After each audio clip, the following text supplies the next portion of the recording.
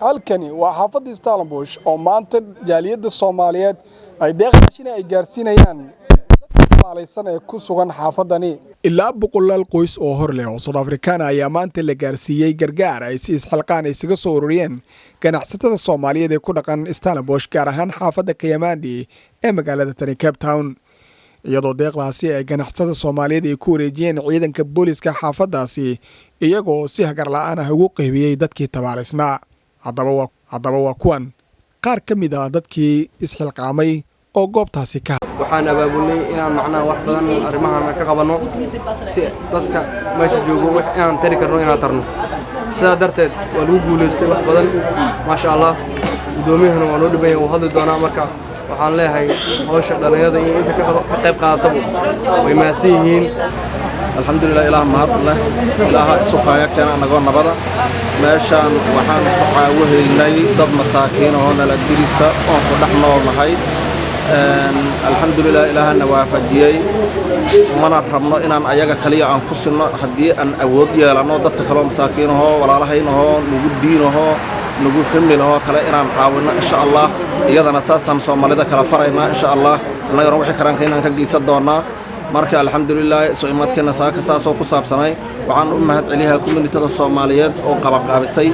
iyo communityada kale South Africaanka ah ayaan u mahadceliyaa alxamdulillah rabbil caalamiin waxaanu leenahay muraadkan leenahay waxa waaya kaliya kala noolaashada aan dadka la noolnahana waxbay ka qabanaysaa oo waxbay ka taraysaa dirisnimada inaan muujinay ogaanayaan waxaa mahad iska ilaahay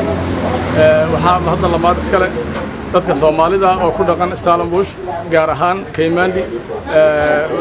ugu deeqay dadkan tabaalaysan oo dadkan tabaalaysan oo xalkood ilaahay og yahay uu tala galay inay siiyaan alaabtan ugu caawiyaan waxaa mahad iska leh kansalayaasha oo nala garab galo maamulka hore wax hore ay ku garab galay waxaa mahad iska leh booliska waxaa mahad u sii sugnaatay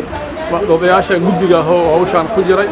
marka ilaahay baa mahad iska leh waana alxamdulillah waana lagu guuleystay ngozi singabahlali baseKayamandi into esenzelwe sayibulela nathi soniphatha kakuhle kakade besimphethe kakuhle enkosi much my friend for everything for support like abantu abamnyama besayilindelanga kuni loo nto so sizaniphatha kakuhle nani nisiphethe kakuhle so siyabulela ayo ngento nisenzele yona thank you very much ugu dambeyn waxaa hadalka soo gabagabeeyay gudoomiyaha ganacsatada Stellenbosch Mawlid Xasan Cumar iyo imaamka xaafadda Imaam Maxamuud Farey communityga Kayamandi oo maaragtay wanaagan ugu talagalay dadka lockdownka oo saameeyay inay maaragtay ay abaabuleen in wixii maaragtay tabartooda ay ku tabarucaan way ku maasan yihiin communityga Kayamandi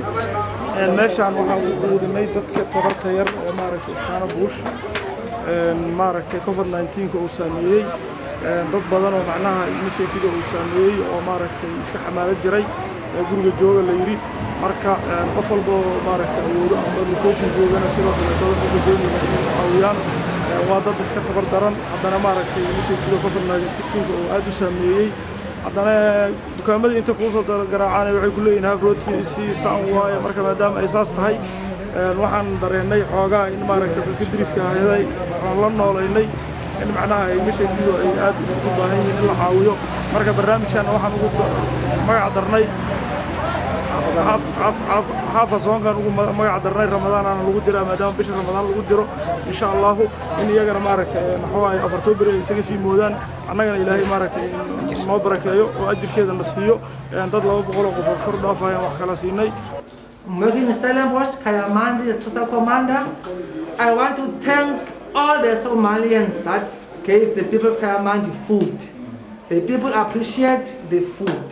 I also, on behalf of them and my station commander,